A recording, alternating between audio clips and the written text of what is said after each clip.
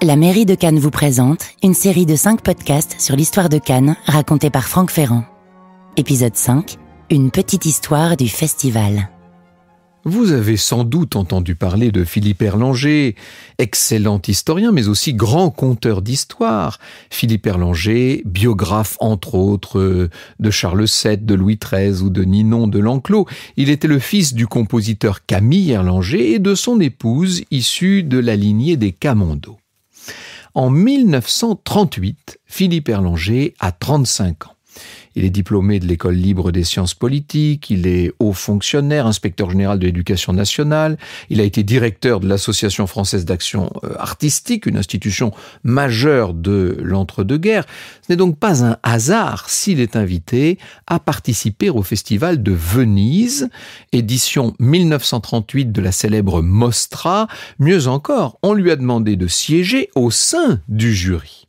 Et comme la plupart des jurés, Philippe Erlanger est convaincu que c'est Quai des Brumes avec Michel Morgan et Jean Gabin qui va décrocher la grande récompense. Ce n'est pas encore le Lion d'Or à l'époque. Seulement voilà, depuis son bureau de Berlin, Goebbels, qui est le ministre de la propagande nazie, a exigé, et ce en accord avec Hitler et avec Mussolini lui-même, Goebbels a exigé que le prix soit remis au documentaire de Leni Riefenstahl, Les dieux du stade.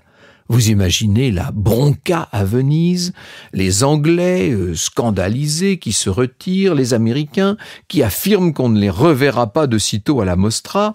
Philippe Erlanger partage cet écœurement général, il va prendre le train du retour vers Paris, et alors qu'il est en train de patienter en gare de Cannes, il sent germer en lui une idée. Cette idée, elle va mûrir. Vous savez que les trains ne roulent pas à une très grande vitesse à l'époque, et lorsqu'il arrive à Paris, il s'en va voir son ami Jean Zay, qui se trouve être ministre de l'Instruction publique et des Beaux-Arts, et il va lui souffler l'idée de créer en France un festival cinématographique des nations libres. Jean Zay est assez surpris par la proposition, il n'est pas contre l'idée en soi. Après tout, la création d'un festival concurrent à celui de Venise est même très excitante. Seulement, où l'organiser ce festival? À Alger, à Vichy, à Biarritz? À Cannes, répond Erlanger, qui est fidèle à sa première idée, évidemment. Or, la ville d'enthousiasme va accepter de financer une partie de la manifestation. En plus du cinéma, le festival doit donc devenir celui de la Riviera française. Ce qui ne peut pas déplaire à l'industrie hollywoodienne du cinéma, n'est-ce pas, qui est bien décidée à réussir en Europe à travers ce nouveau festival de Cannes dont on commence déjà à parler. L'histoire du festival de Cannes a partie liée avec le combat de nombreux artistes en faveur de la liberté, et c'est cela en quelque sorte qu'il faut retenir. Ce festival est donc lancé dès l'année suivant la désastreuse Mostra de 38, donc dès 1939, avec la participation enthousiaste de 20 pays. Tout le monde est là, si je puis dire. Les actrices américaines ont été déposées par hydravion dans la baie des Anges. Ensuite, on les a conduites jusqu'à Cannes. Avant même la première ouverture, c'est un concours d'élégance internationale et de mondanité. Le duc et la duchesse de Windsor sont arrivés par le train bleu à la tête de dizaines de valises. Le signal du départ est donné pour un grand dîner au casino, par un temps radieux qui tourne, c'est vrai, un petit peu à l'orage, pour ne pas dire même à l'ouragan. Et sur la terrasse, ce soir-là, on voit s'envoler des fauteuils. C'est de justesse qu'on évite la catastrophe, mais néanmoins, la soirée va jusqu'à son terme. Philippe Erlanger, tout de même, y voit un mauvais présage. Et malheureusement, il n'a pas tort, puisque dès le lendemain, 1er septembre 1939, sur ordre d'Hitler, la Wehrmacht franchit allègrement les frontières de la Pologne. Le 2 septembre, ce sont les Anglais qui déclarent la guerre à l'Allemagne, suivi, vous le savez, le lendemain par les Français. Donc, le festival est ajourné, il est remis à des temps meilleurs, autant dire, nous qui savons, il est remis à 1946. Et d'entrée de jeu, ce sont donc 7 années d'interruption anxieuse. Avouez que pour lancer une nouvelle manifestation, on a tout de même connu mieux.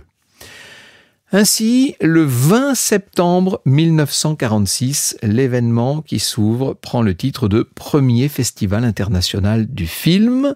Il aura lieu du 20 septembre au 5 octobre 1946.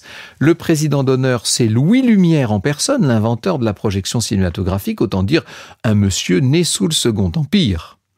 20 pays ont accepté de participer à ce premier festival dans sa version, dans sa nouvelle mouture, si je puis dire. Toutes les stars américaines sont là parce que, de nouveau, les Américains ont bien décidé de profiter de l'occasion pour envahir l'Europe du cinéma.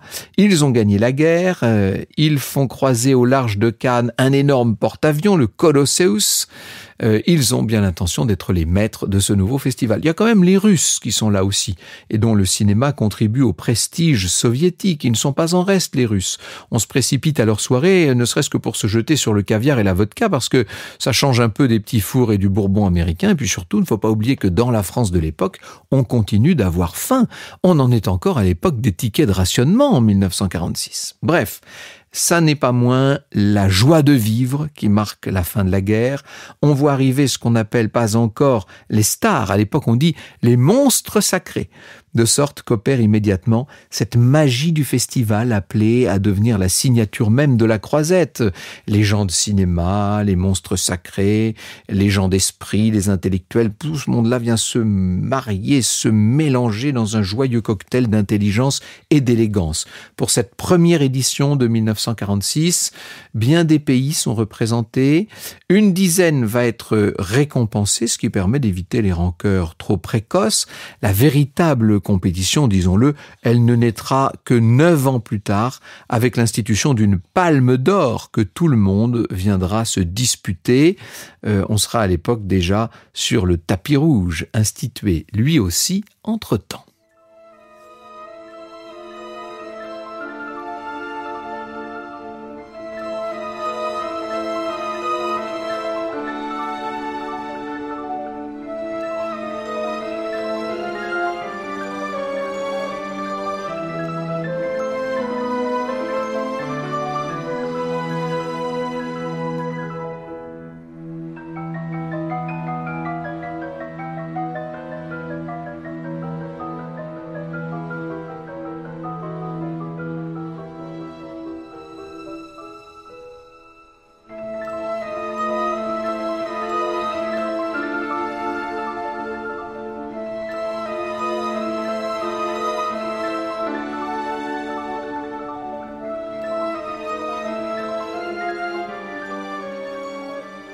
Mon ami tellement regretté Gonzague Saint-Brice a écrit un livre qui s'appelle « Un ruban de rêve ». Et voilà ce qu'il nous dit, Gonzague, ce qu'il nous disait, hélas. Le 20 septembre 1946, à la manière d'un éternel décor de vacances, avec en fond d'écran les moutonnements d'écume blanche rythmant l'azur profond de la Méditerranée, la foule insouciante et gaie passe et repasse dans l'ancien port de pêche ligure, si prisé par l'aristocratie anglaise de la Belle Époque. Rien n'a été laissé au hasard. Il y a eu un feu d'artifice sur le port, une grande soirée avec des acteurs et des actrices, ce qui ne veut pas dire que l'organisation de ce premier festival de Cannes n'ait rien laissé à désirer. Je cite encore Gonzague. « Ce n'est qu'une succession d'erreurs de programmation, d'incidents techniques, de pannes d'électricité, de pellicules égarées ou de bobines interverties, dit-il, à tel point qu'à la fin, les délégations soviétiques et américaines, se soupçonnant mutuellement de sabotage, manquent d'en venir aux mains après avoir vu tant le film russe de Yuri Reisman, La prise de Berlin, que le film américain d'Alfred Hitchcock, Les Enchaînés, interrompu de multiples fois. Le jury est composé de 17 personnes, à l'époque 17 hommes, est-ce que j'ai besoin de le préciser? Il est formé de délégations des pays participants, bien sûr. On avait 45 longs métrages et 68 courts métrages en lice pour ce qu'on appelait le Grand Prix, parce que la Palme d'Or ne va être attribuée qu'à partir de 1955. Et pour ne pas froisser les grandes délégations, eh bien, on va partager ce Grand Prix entre 11 films. Pour l'Italie, Roberto Rossellini a remporté le Grand Prix et son film c'est Rome, ville ouverte avec Anna Magnani bien sûr, film qui se passe à Rome durant la période nazie. Un ingénieur communiste tente d'échapper aux Allemands. C'est une surprise parce que le film dont le tournage a été difficile à cause du manque d'argent et à cause des circonstances extrêmement particulières de l'époque, ce film n'a pas marqué les spectateurs du festival au moment de sa projection.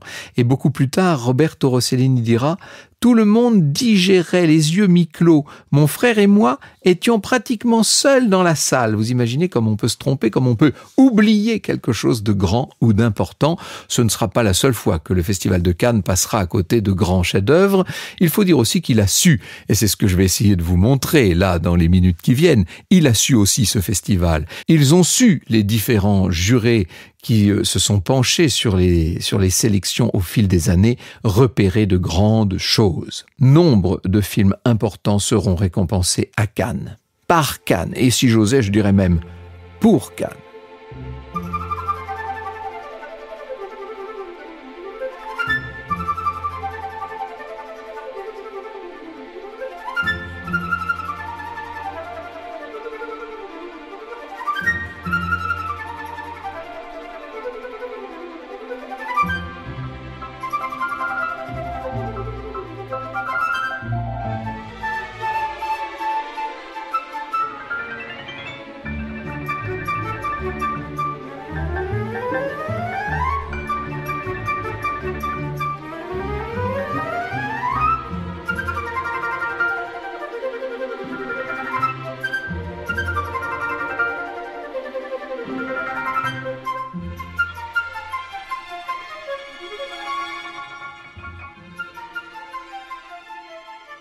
Que le festival ait récompensé Le Troisième Homme ou Le Salaire de la Peur, en soi, ce n'est pas vraiment une surprise. Il est quand même plus inattendu qu'en 1956, la Palme d'Or, car désormais Palme d'Or il y a, soit allée à un film documentaire. On est exactement le 10 mai 56. Vous voyez d'ailleurs que la date du festival a été beaucoup avancée dans l'année. Désormais, ce sera le mois de mai.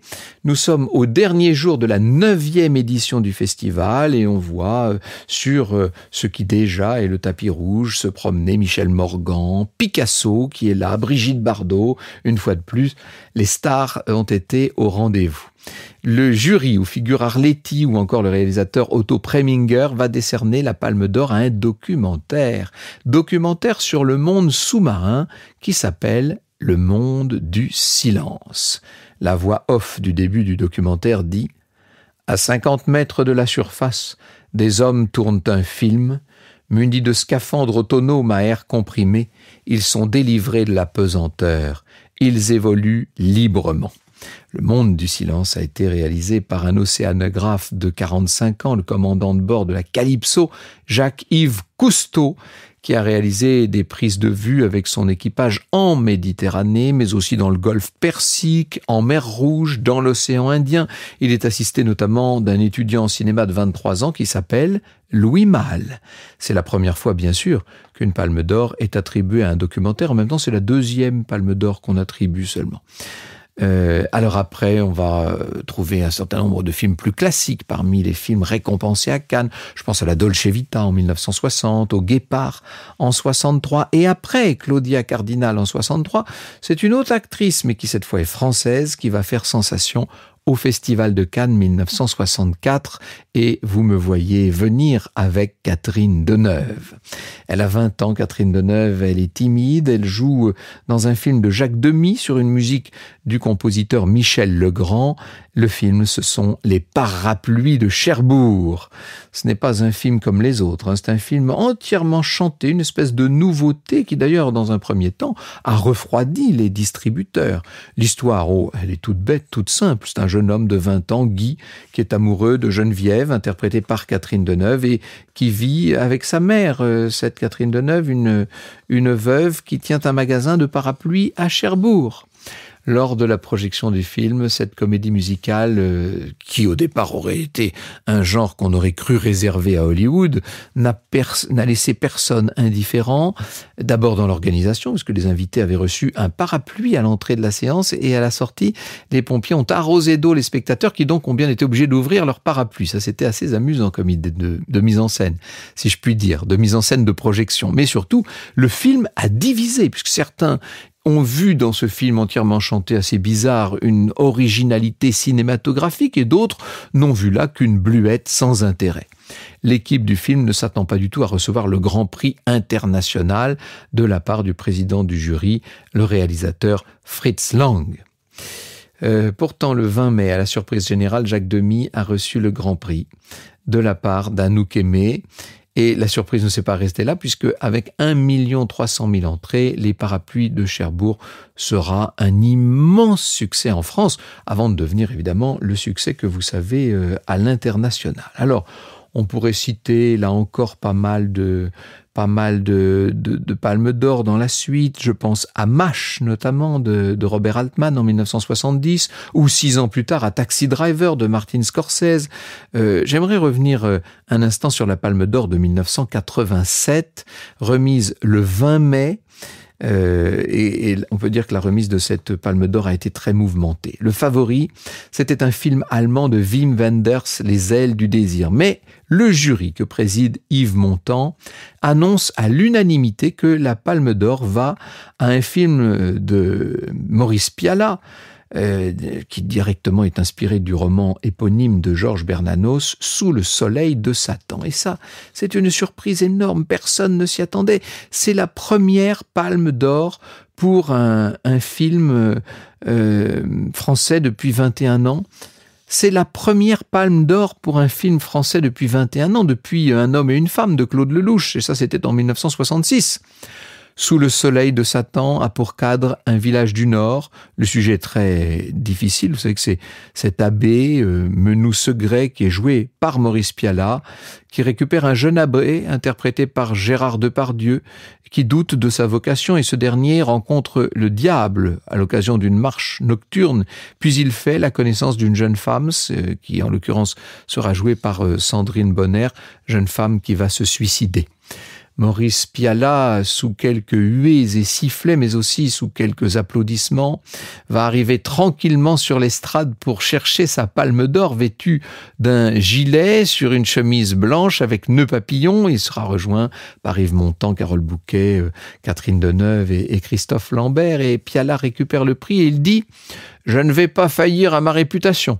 Je suis surtout content ce soir pour tous les cris et les sifflets que vous m'adressez. Et si vous ne m'aimez pas, je peux vous dire que je ne vous aime pas non plus. » Et ensuite, il va lever le bras à 2 reprises en direction du public. Certains vont voir là un bras d'honneur. Et le lendemain, il va falloir qu'Yves Montand, qui présidait le jury, essaie d'expliquer l'attitude de Pialat. On peut forcément, moi-même, je suis comme ça, être sensible à des films plus abordables, mais heureusement qu'il y a des Godard, des Resnais et des Pialat, dira-t-il. Des limousines au bord des fameuses marches revêtues de rouge, des stars du monde entier aux tenues façonnées par les plus grands couturiers, les sourires plus ou moins naturels aussi, disons-le, parfois sous la pluie naturelle ou artificielle, devant des hordes de photographes, de journalistes et de curieux, et puis ces palaces bondés, et puis ces voitures parées, ces petits drapeaux agités, comme parfois les palmiers par le Mistral. Chaque mois de mai, pendant une dizaine de jours, pendant 11 jours, le Festival de Cannes est la vitrine mondiale du glamour, au moins autant que celle du 7e art.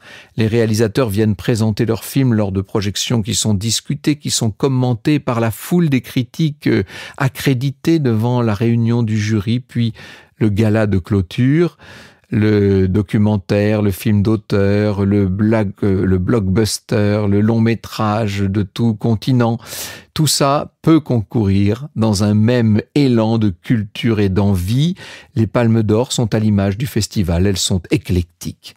Parfois elles sont à contre-courant, souvent elles se révèlent visionnaires, tant il est vrai que bon nombre d'œuvres primées à Cannes sont devenues des classiques du cinéma universel.